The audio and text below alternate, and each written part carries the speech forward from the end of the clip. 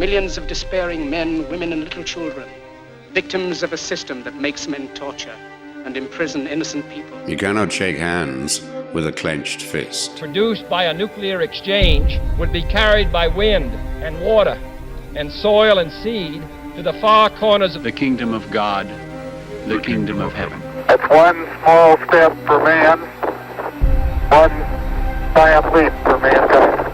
We're not saying that planet Earth is coming to an end. We're saying that planet Earth is about to be refurbished, spaded under, and have another chance to serve as a garden for another civilization. Most of the people in here are just your reflections. They're your mistakes. 1776 will commence again if you try to take our firearms. 1 million of the planet's 8 million species are threatened. You are what you repeatedly do. Therefore, excellence ought to be a habit, not an act. Your lives and the credibility of the United Nations is at stake. Epstein didn't kill himself. The reason this is such an interesting time is not only because we're on the threshold of the end of this civilization. They're trying to take you out with bullshit. The experience of the past 2 years has proven beyond doubt that no nation can appease the Nazis. To those who can hear me, I say, do not despair. The misery that is now upon us is but the passing of greed, the bitterness of men who fear the way of human progress. The hate of men will pass, and dictators die, and the power they took from the people will return to the people. And so long as men die, liberty will never perish. In the language of the U.S. Department of Defense, these are unidentified aerial phenomena. Roswell's a very interesting place with a lot of people that would like to know what's going on. There is very compelling evidence that we may not be alone. This is the Garden of Doom.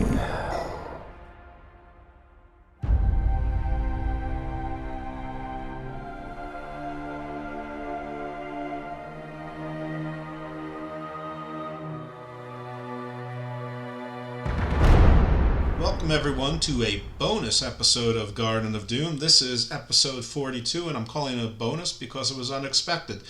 In our association with the NACON conference, the Nephilim, sorry, I should know how to pronounce it by now, Anthropology conference, I was given another speaker, so I have the privilege of having Andrew Ray today. And, again, a surprise. It's great. We've had 5 or 6 speakers from the conference so far, and Andrew is from the UK. He's in the UK right now. He's a retired architect and became a poet later on, and that's how he expresses himself and shares his interest with folklore and history of his, basically his backyard, his island of Great Britain, and perhaps the other islands as well.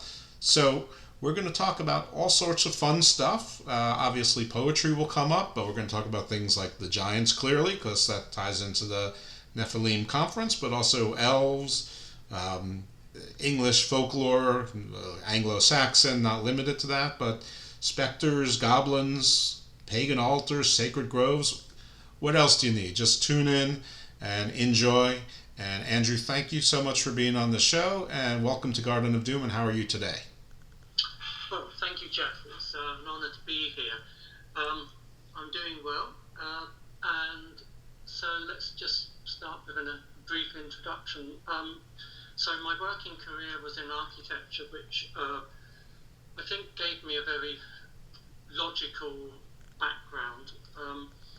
And then in my retirement, which was somewhat early from architecture, so I got out of architecture in my 50s really, I became interested in Druids, and I started going to some Druid rituals.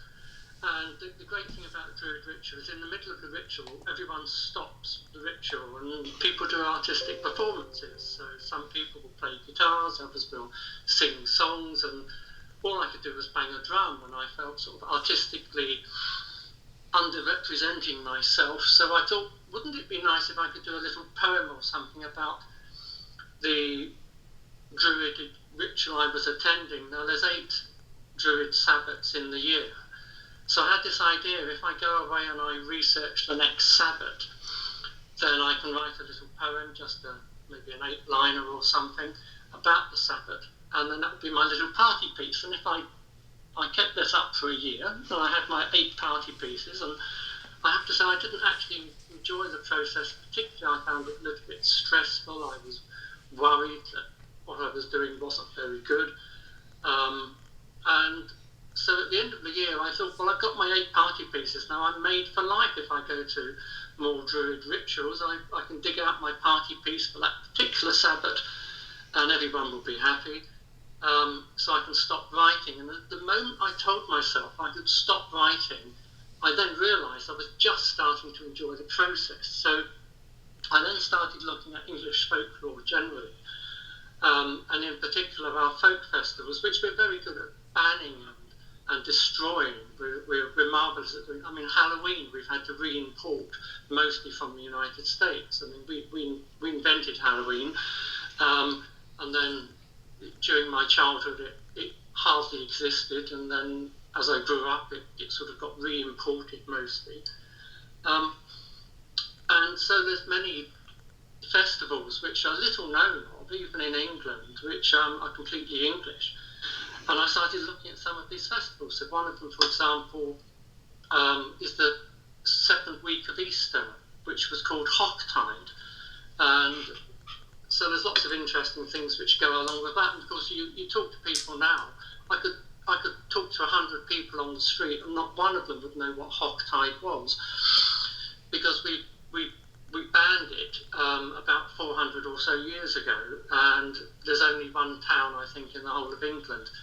I think it's Huntington, which still celebrates Hocktide. And so Hocktide was the equivalent of our carnival. So people would go through the streets doing all kinds of things, and it lasted a week, the festival. On one day, the men would be tied up and paraded through the streets by the women. And so this we think goes back to a conquest of the Danes at one point, but we're not sure. And then on another day, the men would go out and capture the women, and the women would have to give a kiss to be released. And then on another day, the women would go out and capture the men, and the men would have to pay a penny to be released. Now, to give you an idea of how popular this festival was, all of this money went to the church, and more money was raised for the church on Hocktide than at any other time of the year. And we banned it. So, because people were having too much fun. And this sort of is the story of so many English festivals. And I mean, I go off on this tack forever, but let's just go back to where the Anglo Saxon comes in. So I was researching different English festivals which are mostly dead. And again, Twelfth Night's another one which really interested me, because Twelfth Night is sort of tangible still. People know of Twelfth Night, but nobody knows what to do on Twelfth Night. And nobody knows what Twelfth Night's about. And with the Christmas cycle, these days it's all about the anticipation of Christmas, celebrating in advance of Christmas Day, and then Christmas Day, Boxing Day. I don't think you have it so much in the US, but the 26th we call Boxing Day. These are our 2 big days of Christmas, plus Christmas Eve, of course. And then people, if they meet you in the street on the 26th or 27th of December, they will say to you, "Did you have a good Christmas?" And of course the response should be, "I'm still having a good Christmas," because Christmas is a 14-day festival. If you take Christmas Eve as the first day and Christmas Day as the next, and it finishes not until January the 6th. So it's a long festival, but people become burned out by about the 26th or 27th of December at the latest. Twelfth Night was about a crescendo for the Christmas celebration. So if you look back at before the time of Charles Dickens writing A Christmas Carol, so up until around about 1850, Twelfth Night was the main day of Christmas. Christmas Day was a much more modest celebration, a bit like the Germanic Christmas. It wasn't a huge carnival or anything. It was people worked on Christmas morning.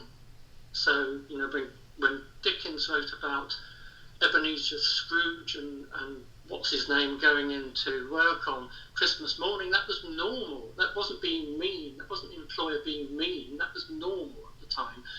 And then the Christmas Carol put all of the emphasis on Christmas Day and ignored Twelfth Night. So it changed, and it became such a popular book that it changed the emphasis of Christmas. And this coincided as well, roughly with Queen Victoria and Albert having their Christmas tree. And there was an illustration in, I think it was the Times Literary Supplement or something, of around, again, I haven't got the exact date, but around about 1850, showing a little Christmas tree on a table with Albert and Victoria and all of their children around the table. Up until that point in time, only very wealthy German earls or lords would have had Christmas trees in the UK. It was a German tradition. Albert popularised it. And within 5 years, almost everybody in the UK had a Christmas tree. So again, the emphasis on Christmas Day again. So there was this huge change and emphasis on the Christmas celebrations between around about 1850, and all kinds of crazy things used to happen on Twelfth Night. So, for example, there were popular games, lots of different popular games. One was cross-dressing. The Victorians weren't boring, they used to cross-dress on Twelfth Night. Another popular game was animal guising. So I would say to you, you know, jump on the table and pretend to be a chicken, or pretend you're a gibbon or a monkey and run around the room or something. And you needed, of course, someone to direct the festivities. So this would be a lord and lady of misrule who were a false king and a false queen for the evening. So you had a special cake called a Twelfth Night cake, and in the cake you put a pea and a bean, and you distributed the cake in such a way that you hoped one of the ladies would get the pea and one of the gentlemen would get the bean, and they became Pea Queen and Bean King for the evening. They were duly crowned, and then they would create outrageous edicts, as I say, like you and you change clothing, or you pretend to be a monkey or something, to get the party going. And so when we look at the Victorians, we think of them as really boring people, but actually, to some extent, we're the boring people, and they actually knew how to let their hair down, at least on occasions. Moving on a bit, 12th night was hugely celebrated, but it started to wind down, and so round about 1890 you've got the birth of the pantomime. And the pantomime, which I don't know, you probably don't have it in the States, but it's a kind of stage show, really with children in mind, where the adults do crazy things and people cross-dress. So the men dress up as women and the women dress up as men. And so lots of the outrageous entertainment which was around Twelfth Night got wrapped up in pantomime. So as Twelfth Night tradition died, pantomime took over. Yeah, that's not what we call pantomime here. Like mum and chance is sort of like pantomime here. What you're describing is more like cabaret, but that's okay. But that's all right. It's good to know. Let me clarify on Twelfth Night. Is Twelfth Night, does it end in Christmas or does it go after Christmas? Because it sounds like it goes after. So Christmas starts and then you go into, I guess you cross over into New Year's and get to, I guess around the 8th or 9th of January. Okay, so the idea of Christmas used to be that you started the celebrations around Christmas Eve, and they built up crescendo on 12th night, which is the 5th of January, and then you were sort of sleeping off the big party on the 6th of January. So Christmas finished on the 6th of January at sundown. So at sundown on the 5th of January, that's 12th night. And it was a crescendo. And if you, for example, look at the inns and temples in London where all of the law the law courts and law schools and lawyers are, then you go back to around 1830, you find that they were spending what would now be many millions of pounds on their 12th night parties. I mean, this is very big money, and nothing was spared. Anyway, moving on a bit, giants. So the reason I've been chosen to take part in this talk on giants is because when I was looking at Anglo-Saxon England, at one point I came across a list of Anglo-Saxon place names, and I started dividing this list up into various categories. And one of these categories was giants.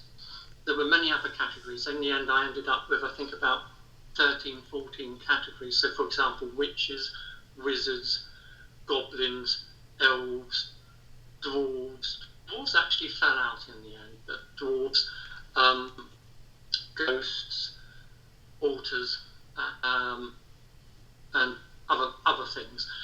And so I looked at place names around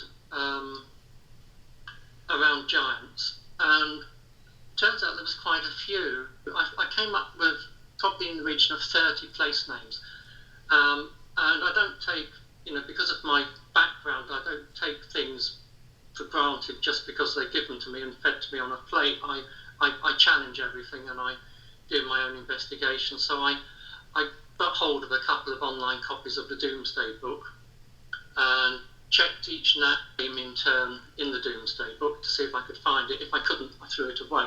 And the Doomsday Book, for everyone's information, was written in 1086, and the Battle of Hastings was, of course, 1066. So it depends. When I'm interested in the Anglo-Saxon period, and of course the Anglo-Saxon period didn't end in one night on 1066. People and their ways and their traditions continued for a very long time into the future. But I need a point to draw a line in terms of what I accept as an Anglo-Saxon place name. So I took 1086 as that point in time. Just so the people are aware, in 1066 that was the Norman invasion from Normandy, France, but basically the French invasion. And France and England and England and Germany and Denmark have had lots of dances in the past. But basically when we think of Roman times and, King Arthur, that's Celtic.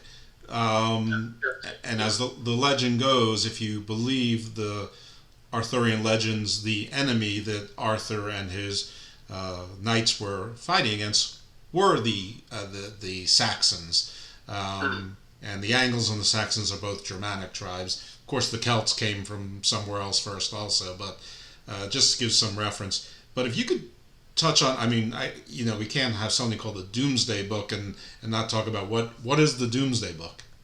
Okay. So after we lost the battle in 1066 to the Normans, the word Norman, of course, actually it comes from the word Norseman.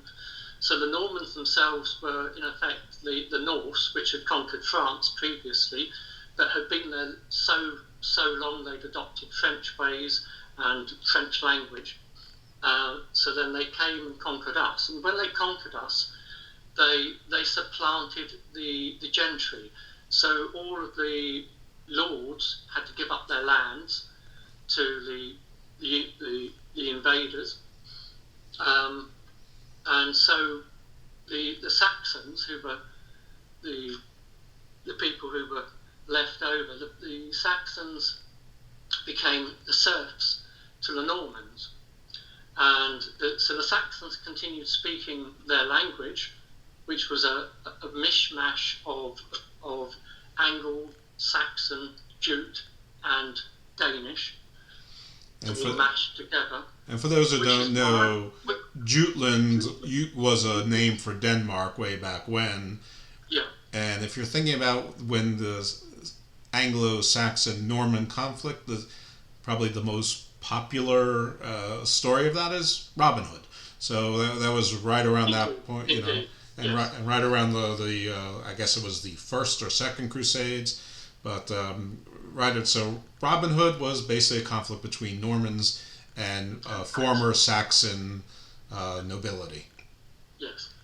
So after they come in, of course, they wanted to tax us. So in order to work out how much to tax us and how to collect the taxes, they did a massive audit. So they sent people over the length and breadth of the country, and they would record minute details. So I'll just give you an example. Moving on to giants again. There's a town called Thursford in Norfolk. Now, Thursford took my interest because it puts on a large Christmas show every year, and it's the largest Christmas show in England, and yet it's one of the smallest towns in England. The population, when I did this research, which was about 9 years ago, was 224 people. So I thought it was interesting. But what's more interesting is that the Thurs means giant in Anglo Saxon. So Thursford is Giant's Ford in Anglo Saxon, and it's mentioned in the Domesday Book in 1086 as Thursfurder, and the Domesday Book lists it as having 1 mill, 36 households, 6.5 plough teams, and a lord, and the lord was called Great Snoring. I mean, it's just such an amusing name. So the Doomsday Book was not about Doomsday End of Days. The Doomsday Book was basically the accounting and for taxation purposes. Absolutely. It was a book of taxation. So from that book, you could then work out roughly how much you wanted to tax the village. And in doing all of this research, which took me about 9 months, very intensive poking around in not just giants, but all of these Anglo-Saxon place names, which I was interested in, because I wasn't interested in every Anglo-Saxon place name, I found 1 or 2 towns actually fell out of the Domesday Book and somehow got missed. It must have been very nice for them. So going over to giants now, I think we just introduced ourselves onto giants. So in Anglo-Saxon, there were a number of words which meant giant. There was Ent, which Tolkien picks up in The Lord of the Rings. He calls the walking trees or something Ents. And there's... I'm sorry, you froze for a second there. So Ents was the walking trees that... yes. Okay, and that's the word for giants. Trees. And there was Ettons and Giggons, Trolls and Thurs. Now, strangely enough, Ent, Etton and Giggon I can't find any reference for in the landscape. However, Troll, there was, I think, just 1 or 2 places which were named Troll. Yes, okay, here's one. I found the reference for it now. Troller's Gill, which is in West Yorkshire. That means, I don't know if I'm allowed to say it here, but it means the troll's arse in Anglo-Saxon. You're allowed to say it. You can use whatever language you like. So Gill it means ravine. So the name seems to refer to a large bank in a ravine. It's a limestone gorge, and it's close to the village of Appletree Wick in the Yorkshire Dales. Now, legend has it that the Gill is home to trolls and the mythical monstrous black dog Barquest, who was the inspiration for Sherlock Holmes' story, The Hound of the Baskervilles. It's also a setting for Roger and the Rotten Trolls, which draws upon these legends, and the location of an old mine, which hasn't worked for a long time. But the idea of this spectre in the shape of a large hellhound is quite significant, and the locals are actually quite cautious of this space. And I found one reference, and it said an excursion can be a chilling and oddly disturbing experience. Troller's Gill is not a place to be visited alone. So a little bit Absolutely. But that's the only place I could find where the name refers to trolls and goes back to the Doomsday Book. Thurs, however, many more references. So I found 10 surviving places named after Thurs. So the first one is the one in Norfolk, Thursford. And then there's many others. I don't know if I'll go through. I'll just rattle through one or two to give you an example. So there's Thurs Moor, which is in Oxfordshire. That's a lake haunted by a giant. From Thorismere in Old English, and then that was destroyed unfortunately by the Black Death and abandoned in 1358. But it's now owned by a Syrian billionaire called Wafik Said, and it has a church in it which was mentioned in 1074, and until early in the 16th century, Thrushmore House was a large mansion built, only it was rebuilt in the year 2000. So a bit of a strange one. Anyway, I think I'll leave those for the moment. There's nothing terribly interesting about most of them. But we've got about 17 or so places named after giants using the word Thurs in England, which no longer exist, and you can't really find them anymore. I mean, we know roughly where they are, like Thurs Pit. Can you spell that word? Yeah, I'll spell it first in English. In modern English, it's Thyrs, and then a new word Pit.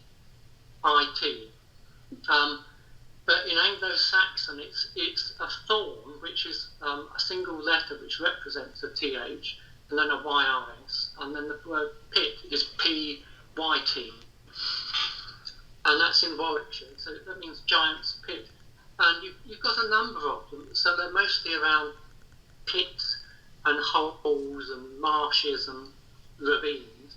But it's not related to Thor at all, who's No. Well, actually, I forgot to mention I did do Thor and Woden, Tiv and Frigg as well, and there's a number of places named after them. Woden or Wotan is probably the most commonest. So, for example, in Kent there's Vodnesborough, which is Woden's Hill. In Somerset, Wiltshire, there's a large dyke called Wansdyke, which is based on Woden. In Staffordshire, we've got Wednesbury, and the word Wednesbury, maybe it's not an obvious connection, but our days of the week, Monday, Tuesday, Wednesday, Thursday, Friday, Saturday, Sunday, they're all old gods, and the three of them were really Roman survivals, and they seem to fit in with the Saxons sufficiently that they didn't bother to change the name. But the others, Tuesday, Wednesday, Thursday, Friday, we had the name change, which is why you find in different parts of Europe you've got different names for the days of the week. But if you trace them back, you find they're often referred to the same god. So Tuesday is Tiv's Day, Wednesday is Wadnes Day, Thursday is Thanor's Day, and Friday is Frigg's Day. I bastardised the pronunciation slightly, but to make it easier to understand. So Wednesbury means Woden's fortification. Wednes Field in Staffordshire is Woden's field or open land. And there's one here which maybe one or two of you will know of, which is Wensley. Wensley, is a glade or grove, and always a sacred place. So there would have been a shrine or a temple. And Wens again comes from Woden, so it's Woden Sacred Grove. And next to Wensley, of course, is Wensleydale. And of course, we've got a famous English cheese called Wensleydale cheese, which is made in the area. So there is actually an English cheese that's named after a pagan god. Why not? Yeah. But I think my main area of interest in terms of place names is moving on to fantastic creatures which may or may not have existed. And elves, I think, is the largest area of interest here. So elves these days, people of course think of it in a kind of Disney type way. They're funny little things with pointy ears and little pointy hats, and they wear green. Well, of course that's not an elf at all. This is a modern construct. If you read The Lord of the Rings, the way Tolkien describes elves in The Lord of the Rings, that's based on his Anglo Saxon reading. He was an Anglo Saxon scholar, so he tried to create an impression of an elf which accorded with Anglo Saxon times. So think of an elf as being like a person, even a person. If you passed an elf in the street, you might not even know it was an elf. Elves, we know, were very beautiful or handsome. The word elfsin means beautiful. An elf was something to aspire to, because we named our children after elves, like Elfred, meaning someone with the wisdom or counsel of an elf, or Elfric, someone with the power of an elf. And there were many other names, like Elfgifu, which didn't survive, meaning someone with the gift of an elf. And if you go online and you search around, you'll find that there were literally hundreds of names which were based on the word elf, which people would maybe name their children after. So elves were very positive creatures, and say something to aspire to. And we've got a number of places in England named after elves. The only one that anyone would have probably heard of is Ilfracombe, which is not an obvious connection, but you've got to go into Cornish, and in Cornish, Ilf means elf, the Fra means wisdom, and the Combe means valley. So it's the Valley of Wise Elves. And Cornwall is southwestern England. You're getting down towards the tip, yeah. Right, and it's largely considered some of the more rural part of England, and maybe the closest to Wales and Welsh culture. Is that correct? Yeah, absolutely. I mean, some people would even push for UDI in Cornwall. I don't think it's a serious movement, but the Cornish people have their own language which isn't used very much, but there is such a language as Cornish, and they do have a subtly different culture down there, although it's, of course, we're one country and it's difficult to draw lines, but there's a lot of specific Cornish culture. Well, they've got their game hens, we know that. Game hens, Cornish game hen. Yeah. And there's other towns based on the word elf, so you're probably not going to be familiar with. I'm just thumbing through some notes here quickly to see if I can read a few out. I mean, they're all along the lines of Elvingham, Alvingham, Elvingdon. So, some examples. Elvendon is in Suffolk. Elvenden is in Lancashire. Elvenfen is in Lancashire. There's a number of them, and they all pretty much mean the same thing. If there's an ing in the name, it creates a bit of a controversy and a bit of a problem for us to translate. So elf is self-explanatory, and the ton at the end, suggests an agricultural settlement or a small town. Let me ask you this question as you go. What is the significance that places were named with the word elf, or the root of elf, or the origin of elf, or giant in it? Is it that historically that no peoples, or at least not Germanic, French, Celtic peoples, named places after mythological creatures? It implies that there's something real there. Yeah, I think, but let's start with the gods. So we've got the four gods I mentioned earlier. So Tiv, Woden, Thor, and Frigg or Freya. And these are Norse gods, right? So, but the Norse gods were also the German gods, and also played a part in the, the Germanic tribes are a large part of England as well. Yes. So, now, Woden is Odin, right? Where their names mentioned either in a town or a place, we can be pretty certain that there was a shrine or temple to them, and that people would go to that place and worship.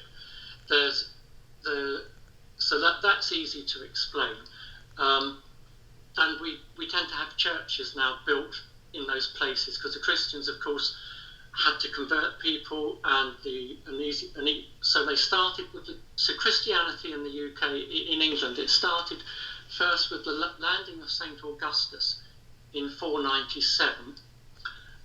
He was invited over by the King of Kent, whose wife was Christian, and he allowed the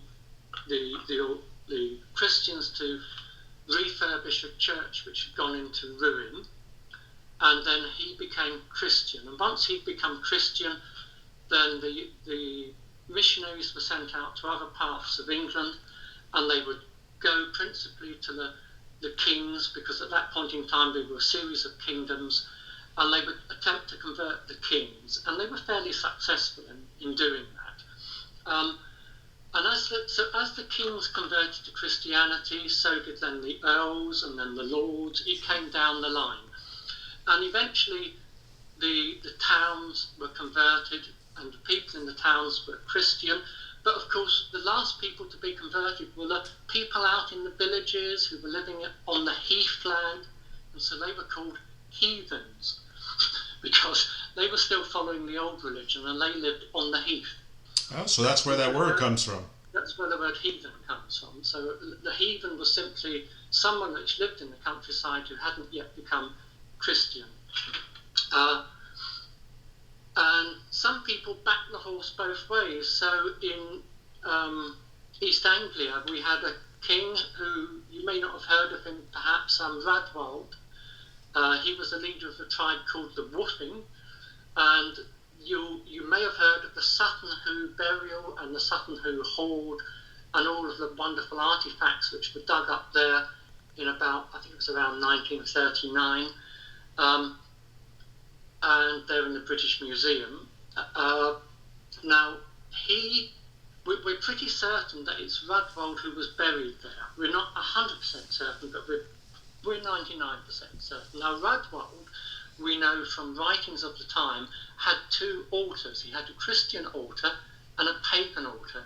So he didn't completely give up being pagan. He backed the horse both ways. People have done that before. Yeah. And probably since. And so the process of Christianization was a long and slow one. It started roughly, if you want a round figure, it started roughly in the year 600. And it finished roughly in the year 750, but we're being very rough and approximate there. So, and that's the period I'm mostly interested in, because if you look at the Christian era, we find everything's very modern and we can relate to it, so you haven't got that sort of mystery and magic. If you go back before 600, then we haven't got that many writings, so we don't know so much. But during that period, we've got Christian monks recording more things, we've got more writing surviving, and so and you've got more license. You can mash Christianity and paganism up a bit together, and you know it will roughly work.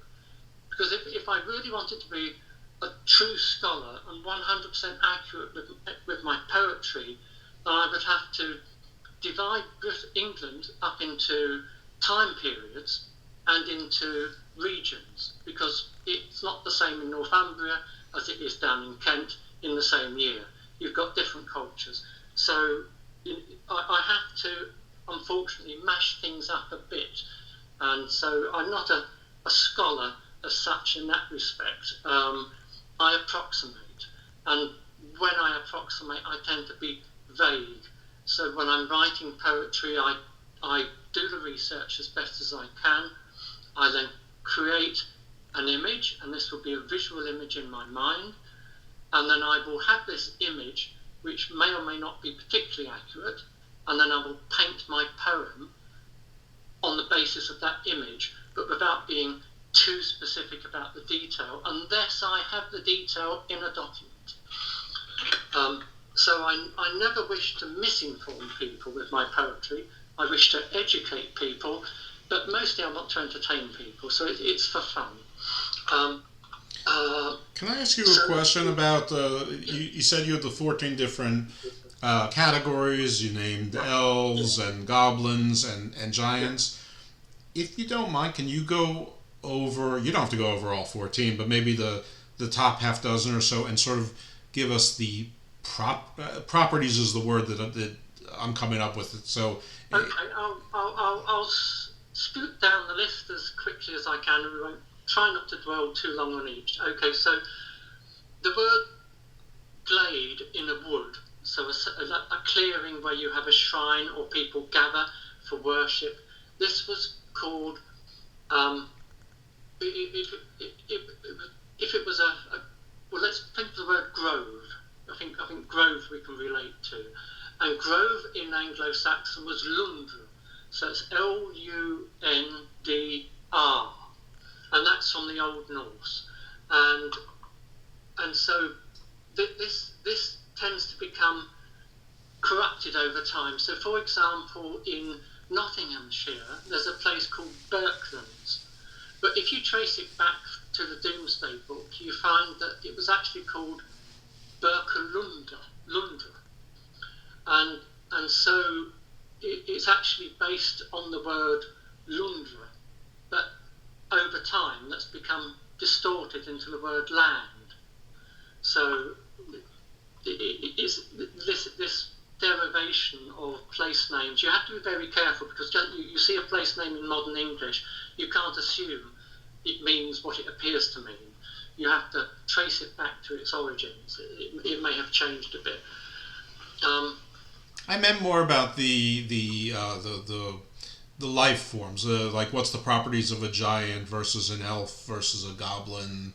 Well, okay, we don't know much about giants, except they tended to be, associated with names in landscape. So that's again fairly, I think, easy. If you've got a large gorge, you call it the Giant's Gorge or something.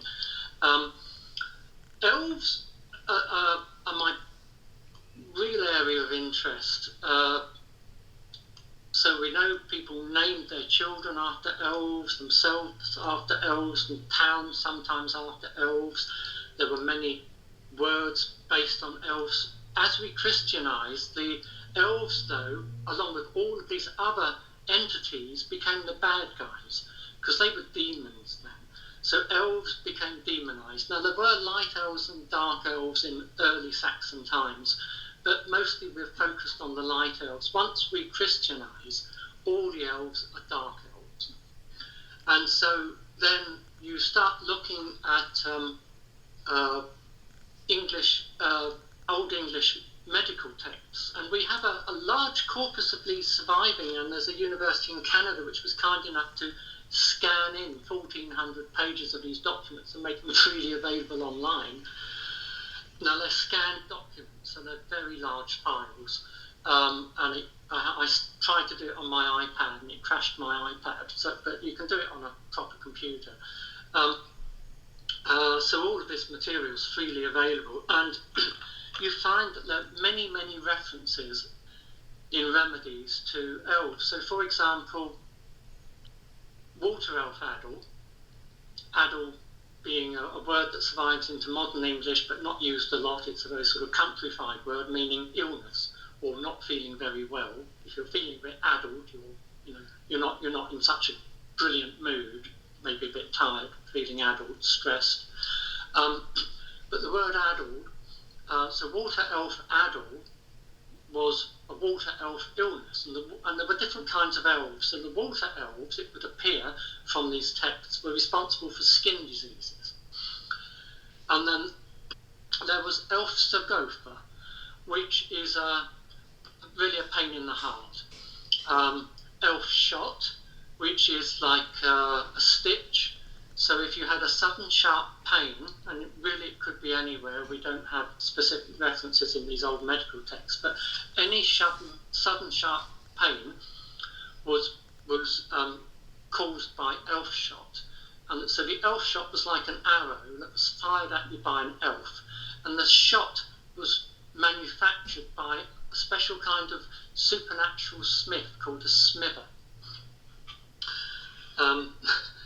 And so you have herbal remedies and spells and charms for curing these kinds of things, and this becomes a whole area of fascination. We had various kinds of elves. So there were mountain elves, field elves, water elves, forest elves, and you can't find a lot of information on the qualities of these specific kinds of elves in Anglo-Saxon documents. So you have to sort of cheat there and go across to Norse and Iceland to find, how elves have survived in popular mythology over there, and how people like Snorri Sturluson in Iceland have written about elves. But then I like to be very careful here. If I'm borrowing from Germanic tradition or Nordic tradition or Icelandic tradition, I don't want to present it as English. So I have it in the background, and then I don't talk about it, but I write against it. Okay, rattling on with other things. There were witches, and witches would sometimes there's an interesting Anglo-Saxon word here, hagtessa, and the Anglo-Saxon spelling for it is Haegtesse. And in German it would have been hexa. Norwegian is something similar, hexa, with just a slightly different spelling. Now, unfortunately, we translate the word hagtessa into modern English as witch, because it was abbreviated to hag, and hag means witch or old woman. But the word hagtessa is actually quite different. So I'm going to talk now about the hagtessa. The hagtessa first we found the word hagtessa, or its cognate, as well as in Old English, in Old Norse, in Icelandic, and in Dutch. So we know that these various countries around the North Sea seem to have this similar supernatural being. Now, the hagtessa was a supernatural group of female warriors, which carried shields, spears, which were sometimes tridents. They had ragged garments, wild hair, and they rode down from the skies and rode roughshod over the countryside. If you went into warfare, you would take your wizard to the battlefield, and your wizard would talk up your troops and cast spells over the enemy to make the enemy's swords blunt and make your swords invincible, to make your shields hold fast and not splinter and split. So you talk up the morale of the troops with your wizard on the battlefield, or your shaman on the battlefield. And one of the things you might have invoked was the hagtessa. You might have brought the hagtessa down into the enemy lines, if not in actuality, at least in the minds of your warriors. And I'd just like to do a poem here, I think. Sure. And this poem,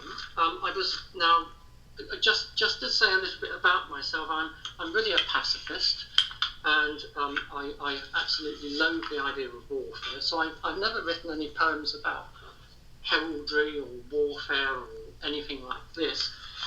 But I wanted to include the hagtessa in a poem, and I thought, well, how can I do this? And sort of salve my conscience. And then I thought, well, in England we have a tree called the ash tree, and the ash was one of the letters of the Anglo-Saxon alphabet. The Anglo-Saxons thought this tree special enough to give it a letter of the alphabet of its own in runes.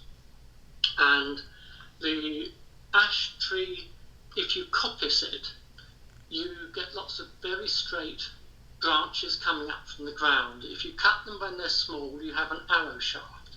If you let them grow longer, you have a stave. If you're making a common bow, then you use the ash as a common bow. If you want a good bow, you use yew.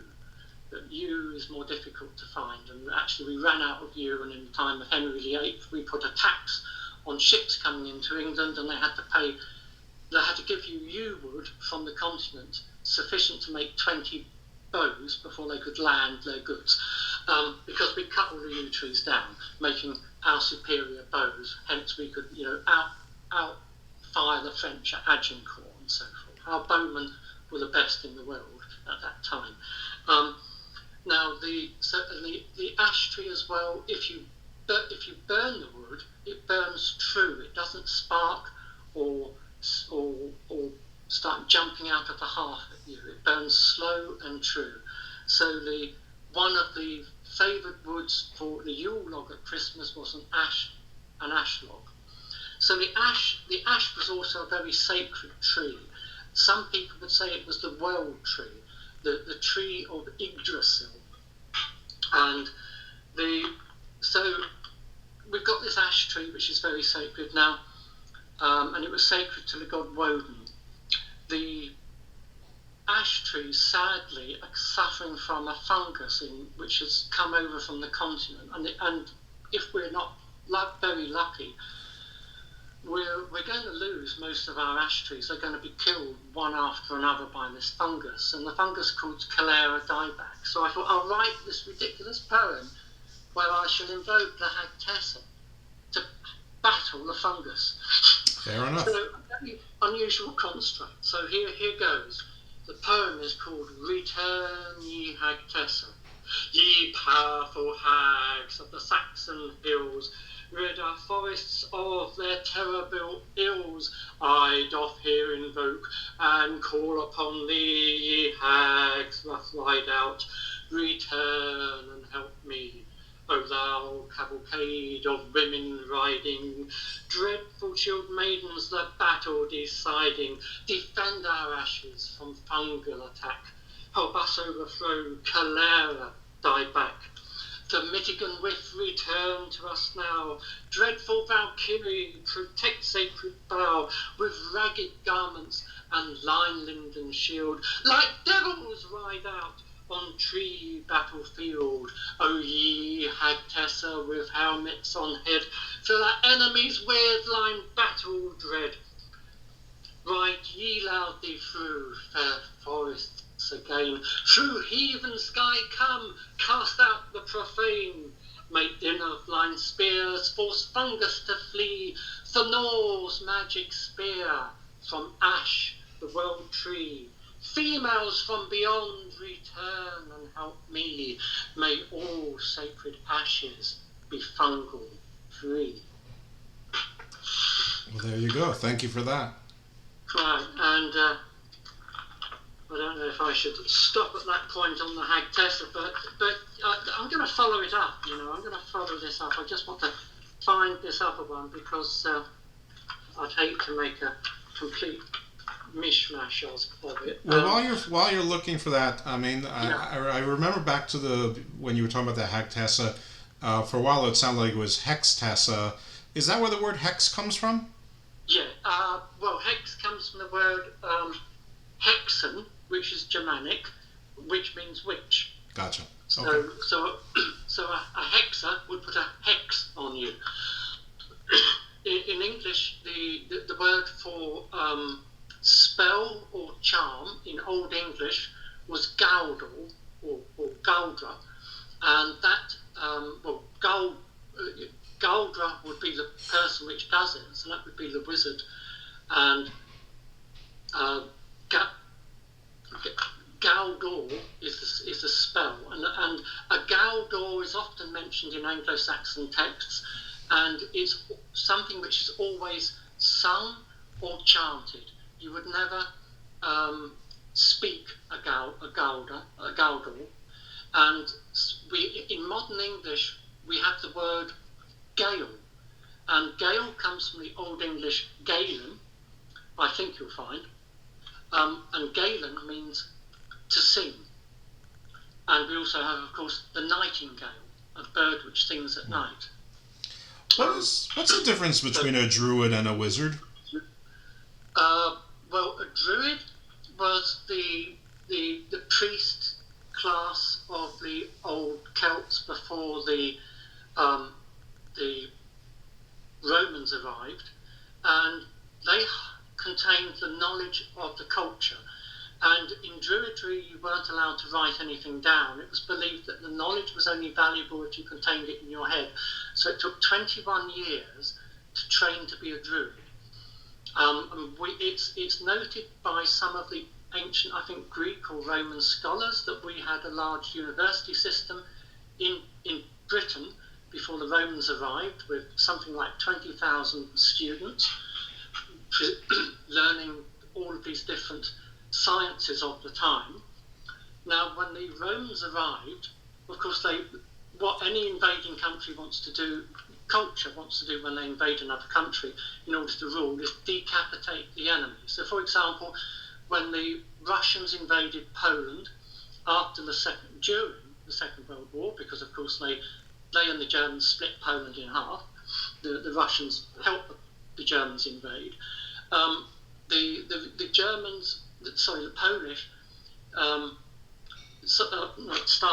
the Russians decapitated the Polish by killing the intelligentsia. So there was something like 11 or 12,000 Polish officers in the armies, in the forces, which most of these people had been drafted in this 2-week period when Poland was being invaded. So these included doctors and architects. And the first time I went to Poland, I stayed with a family, and they said, "What do you do?" I said, "Well, I'm an architect." And I said, one of them said, "Well, my late father was an architect." And so I said, "Well, when did he die?" And he died, of course, during the war. And I said, "Well, how did he die?" Which was a really foolish question to ask. And he was killed by the Russians for being an officer in the Polish army. And so in this way, the intelligentsia were killed to decapitate the society. So as the Romans arrived in Britannia, they decapitated the society by killing the Druids. And the last of the Druids were forced back, I think it was into the Isle of Man, just off Wales, and was slaughtered there. So by killing them, they destroyed the core of the culture. They destroyed the knowledge and the sciences and the organisational abilities. And your original question was, what's the difference between a druid and what was the other one? A wizard. Yeah, a wizard is someone which is a man that practices magic, and a witch, of course, can be a male as well as a female, but usually it's a female. And early when you first started telling us your story, you mentioned that you knew everything about, or knew the 8 Druid Sabbaths. What are the 8 Druid Sabbaths? Okay, right. Okay, so the first one of the year is Imbolc, which means ewe's milk, and that's the 1st of March. The 1st of February. So what's that? It's Candlemas in the church calendar. And then the next one is Eostra, or sometimes called Ostara, which is Easter, which again gets its name from the old goddess Eostra, and the Anglo Saxon month of April was Eostra Manath. And then the next one is the 1st of May, which is Beltane, which comes from the word fire. And then Midsummer is Litha, which is the only one which comes from Anglo Saxon as a word. Then you have the 1st of August, which is Lammas in modern English, which comes from the word lothmas, from Old English, and in the Druid festival, that's Lunasa, with a very strange Celtic spelling. And then you move on to the autumn one, which is, oh gosh, what's that? More, it slips my memory, it'll come back to me. And so it's the autumn equinox. And what were they to celebrate? Well, you said the autumn equinox. What are they to represent? Are they something to do with, like the equinox? Do they match astronomical occurrences, or is it one the harvest? Or well, the Lunasa was to do with harvests. That's really when the harvests of the grain start. The autumn equinox is harvests of the fruit, in effect, but not exactly. And then after that, you've got Halloween, which was built Samhain, and Samhain is moving along those lines. But it was actually after Samhain. It was in November, 2 or 3 weeks after Samhain, that we had what was a kind of bloodbath, where as a farmer you probably couldn't afford to keep all of your animals throughout the winter, so you took stock of your fodder and your grains, and you decided how many animals you could afford to feed over the winter, and the surplus you just couldn't keep. So sadly you had to slaughter some of your animals, and those animals you slaughtered you did ritually, and that was in the Anglo Saxon month of blood month. But the word blood in Anglo Saxon also means sacrifice, so it was the month of sacrifice. And then the final one, of course, was Yule for midwinter. Okay, very good. Are these? I'm sorry. So the Druids. Okay, so what was Merlin supposed to be? A wizard, a druid, something different? Merlin's, as you say, pre-Saxon. So he would have, if he existed, because we don't really know if he existed, but if he existed, then he would have been both a wizard and a druid. I think a druid would have been a wizard in those days. Okay, so all right, and Merlin also, there was the legend where Merlin had giants build Stonehenge. I'm out of my depth on this one, because Stonehenge, of course, goes back about, it's further than the pyramids, I think it's about 50 centuries or something. Yeah, all right, yeah, so 4,500, 5,000 years ago, yeah. It's not entirely clear. Yeah. So I'd like to now mention the Hag Tessa again, and for the last time. So in my readings about the Hag Tessa, I actually found one supposedly first-hand sighting of the Hag Tessa recorded by a group of clerics, and obviously clerics wasn't lying. So it's only a very short entry, but knowing what Hag Tessa looked like and taking their description, I was able to expand that into a poem without adding anything in. So this poem describes accurately what this group of clerics are supposed to have experienced. So I call this the Hag Tessa Ride Out. The clerical troop came padding along, riding sturdy steeds on trodden path long, in green shady wood, through vast dark forest. Then thundering in came a frightening guest, a fearsome shrill voice, a terrible sound, pounding heathen hoofs thunder on the ground. Women from the sky ride out in a pack, the helmet beings behind our cold back. We shiver and cringe with nowhere to hide, the red eyes flaming ever onward they ride, like ghosts of wild wood, thrashing and smashing, gliding through forest, thundering, crashing, mighty cavalcade, women of power, the mythic and whiff, make everyone cower, coming up from the right, drawing up beside, clashing spears and shields screaming on, they cried, their three-pronged weapons with scarlet dripping supernatural terror, branches ripping, shadowy shield maidens, such curses they cast, swiftly traversing and rushing straight past, riding in straight line had Tessa ride out, wearing ragged tatters they scream and shout, dark shadow goers, rip forests ahead, the hags disappear and leave us with dread. And I promise you I made none of that up. Okay. Very. Yes, that was scary.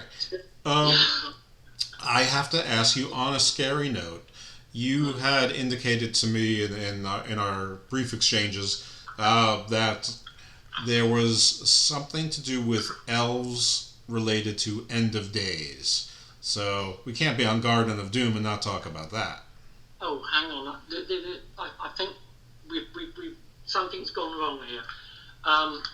No, not elves and end of days. No. Elves, the source of all evil, the source of corruption and disease and illness, but not the end of days, no. Okay. What was that?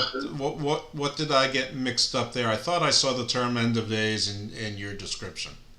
I'm at a loss. Okay. We'll just call that a Jeff mistake. Maybe what they call it, pareidolia, where you see what you want to see. Yeah. Okay. So yeah, let me do a poem about elves as we're on the elfin subject here. So, going back to the early Saxon elves, a kind of comical description of how an elf might have come across. Remember, these beings are not so different from people. You can mistake an elf for a person. They're just very beautiful. So in this poem, there's a backstory. A gentleman, a young lad, has gone from his village to a distant village for some reason. He's been walking for a long time. It's a hot day. He arrives at his destination. He sits down. He has a bite to eat and a little bit of refreshment, and he spies a young lady.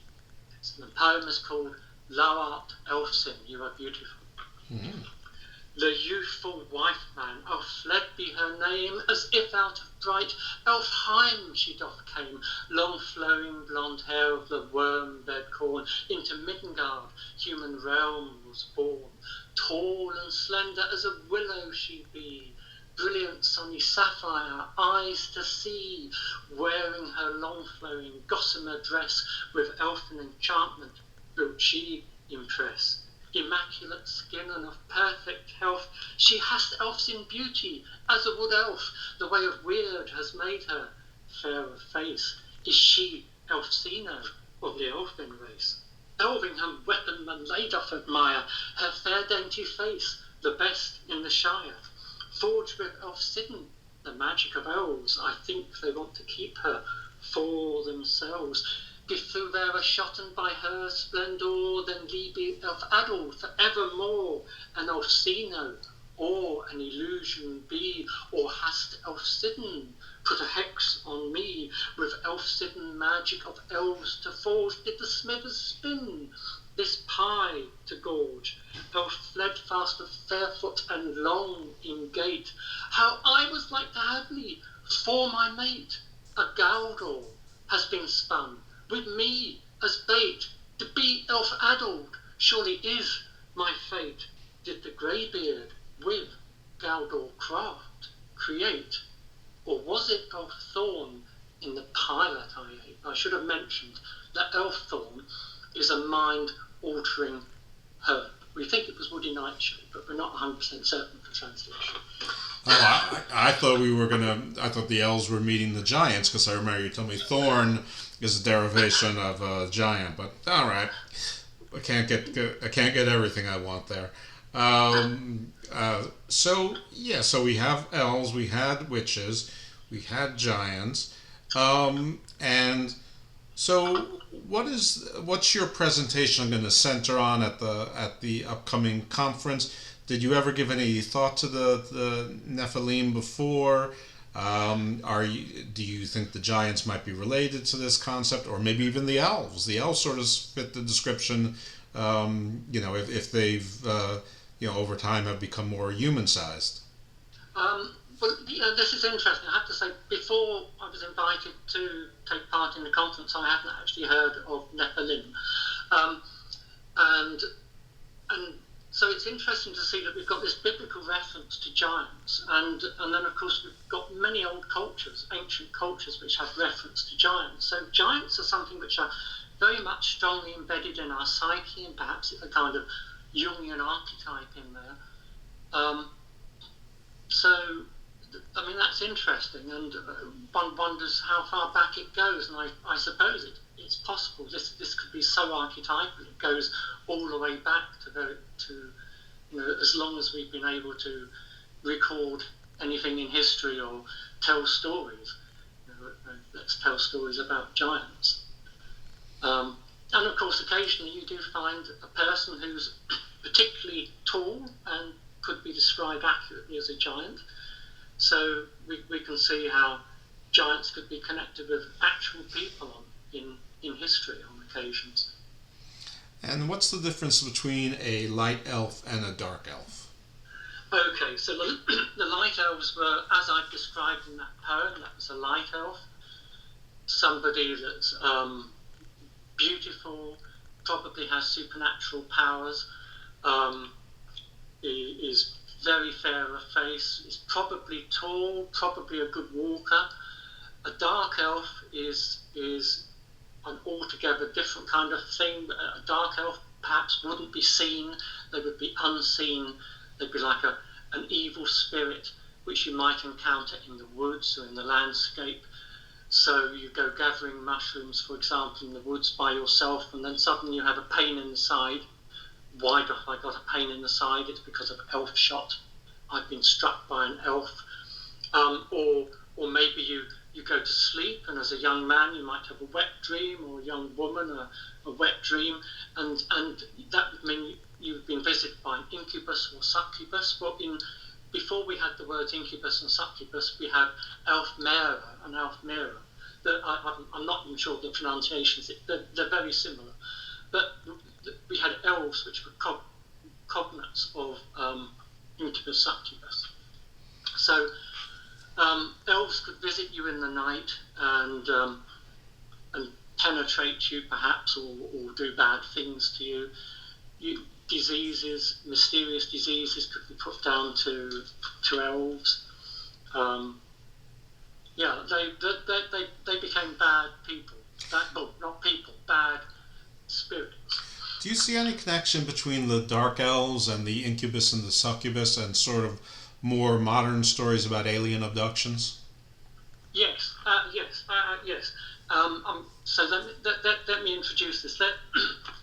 There's I'm trying to think of the condition where you sleep apnea, where you wake up in the middle of the night, you know you're awake, but your body's not properly awake, and you can't move. So you're experiencing a physical paralysis, but you feel you're awake. And this can create a sense of panic, and if you actually start asking around, you'll find that a significant number of people you know will have suffered from this. In fact, on one occasion I had a chat with about 7 or 8 people at a little camp I went to, and I think 3 people out in the group had experienced sleep apnea at least once in their life. Now, there are 1 or 2 medieval paintings, and I think the most famous one shows this person, I can't remember if it's a man or a woman in the painting, reclined on a bed, and on top of them is this kind of goblin, this really quite awful looking creature sitting on them. And this is a kind of reference to sleep apnea. And we find in Anglo Saxon medical texts 1 reference to sleep apnea and a cure for sleep apnea. And so the idea is that there's a goblin. In Anglo-Saxon times it was called a goblin, and this goblin would be sitting on your chest and would be riding you like a horse.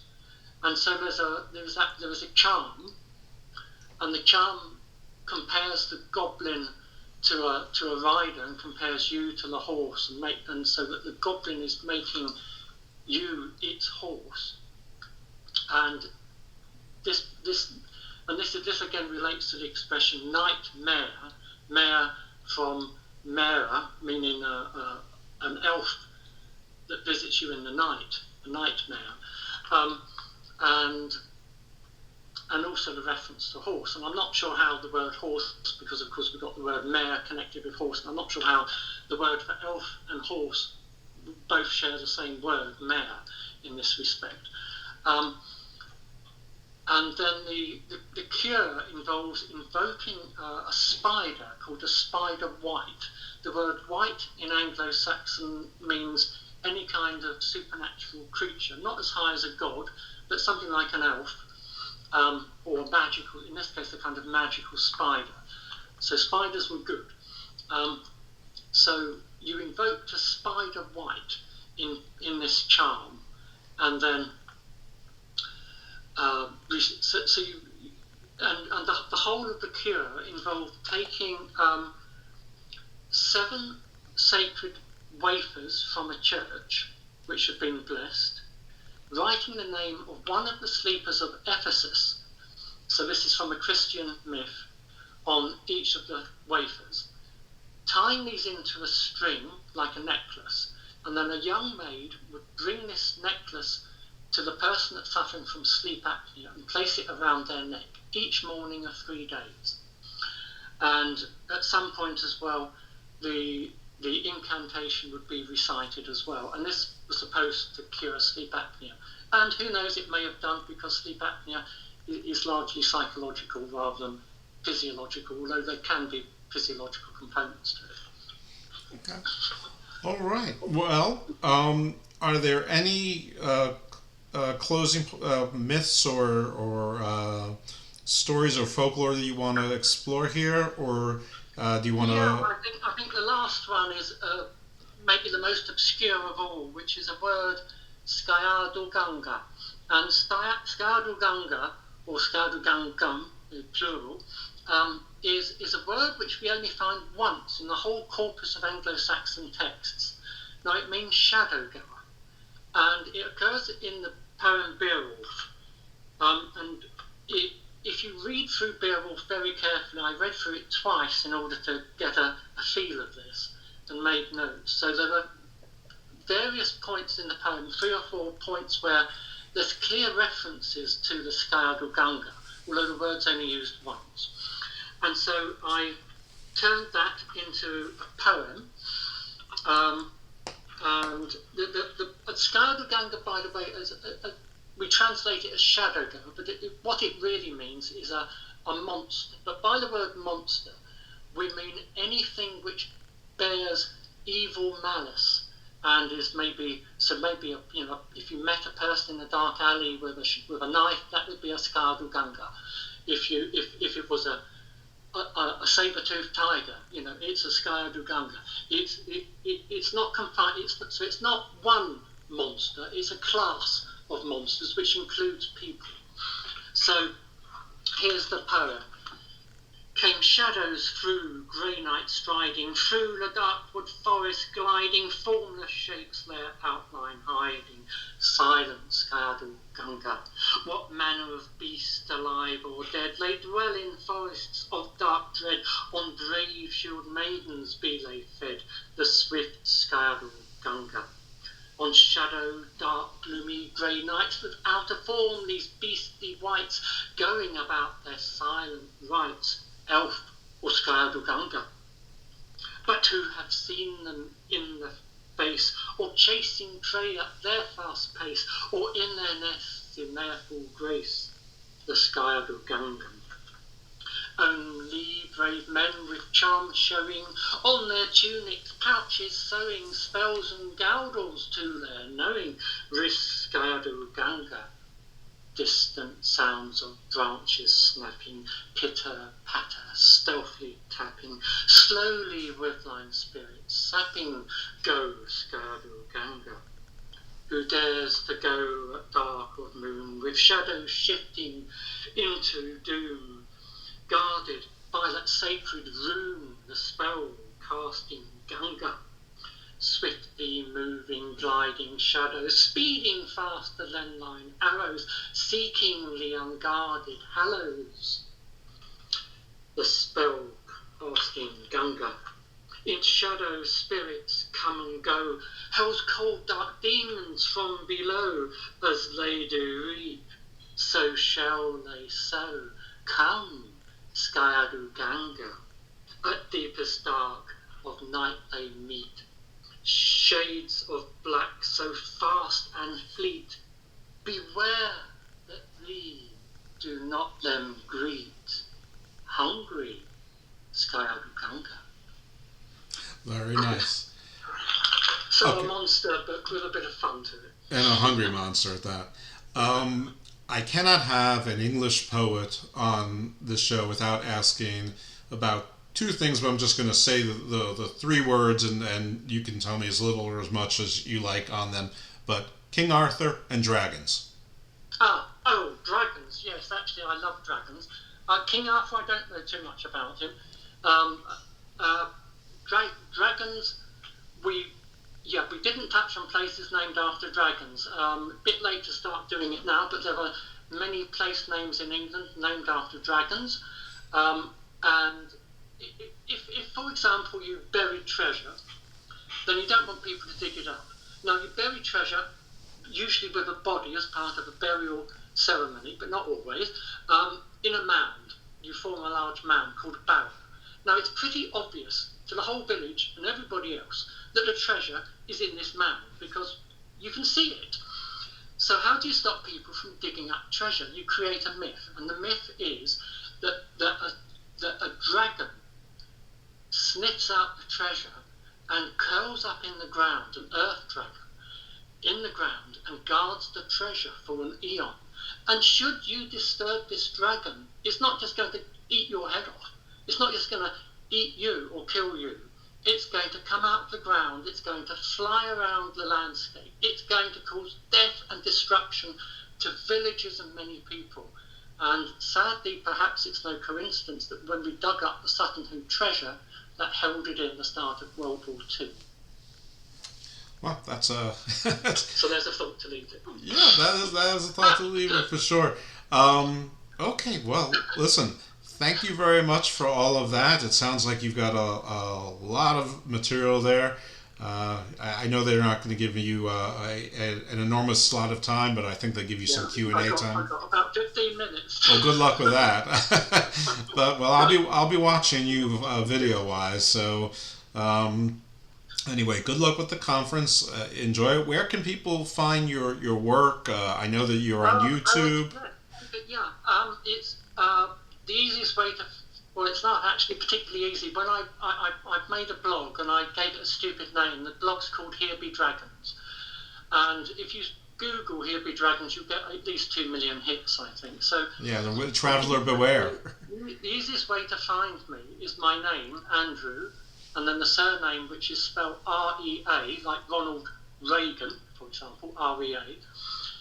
So my name, Andrew Ray, and then add the word poet, and do a 3-word search, and with any luck you'll find a link to the Skyadu Gungan poem, and you should hopefully be able to find Here Be Dragons. And the full website address is New Anglo Saxon Poetry at blogspot.co.uk, I think, which is a ridiculously long name. Well, I found you by doing Andrew Ray Poetry, or Andrew Ray, I'm sorry if I mispronounced your last name. And it led me to YouTube first, where you could see a series of you reciting your poems dramatically, right there. But under there were other links as well. So you are correct. That is the easiest way to do it, and folks can find you there and check you out. Or they could, of course, enroll in the conference. It's the Nephilim Anthropology Conference, and you can find that on NACON, NACON 21.eventbrite.co.uk, and it's only about $25 American, and there's a VIP package which is a little bit more. Well, it's about $65 American, so someone can judge for themselves whether it's a lot more or not. But you get all the speakers for $25, which is 6 hours at least of content. So everybody, hopefully they'll enroll and listen to a whole lot of different people, a whole lot of different subjects. I thank you for coming on and hope you had a pleasant time, and I wish you a farewell. That's as poetry as I can get. I'm sorry. Well, Jeff, thank you very much for that. It's been an honour to be here. And just to say on the blog, if anybody makes it to there, there's about 160 entries. Most of them poems. They've all got historical introductions, and there's one or two original translations of Anglo Saxon documents where I tried to translate supposedly untranslatable texts. Oh, very nice. It sounds like not challenging yourself at all. No, my biggest accomplishment was it took me 6 weeks to translate 2 lines. Very, very monkish, very, very British. All right. Well, thank you very much, Andrew. It was a pleasure having you, and have a great night and a successful conference. Thank you very much. Thank you. All right, folks. Well, there you got it. We got some geography, some mythology or theology, and a lot of linguistics. And very rooted in reality. Didn't really want to go too much into the supernatural as the supernatural. So, a different sort of guest than some of the ones that we've had, and that's its own sort of credibility. So hope you enjoyed it and hope you consider the conference. Just a little bit of information about the show. We have joined something called the Wrestling Soup Network. Wrestling Soup is a very big wrestling podcast. My wrestling podcast is on the Wrestling Soup Network as well, and Garden of Doom is under that RSS feed. Just so that you understand, there's only so many RSS feeds that a network or a station can have, so we have one. So the point is, if you don't mind resubscribing but looking for Hammerlock Hangover, the Wrestling Soup Network, you will get Garden of Doom as well.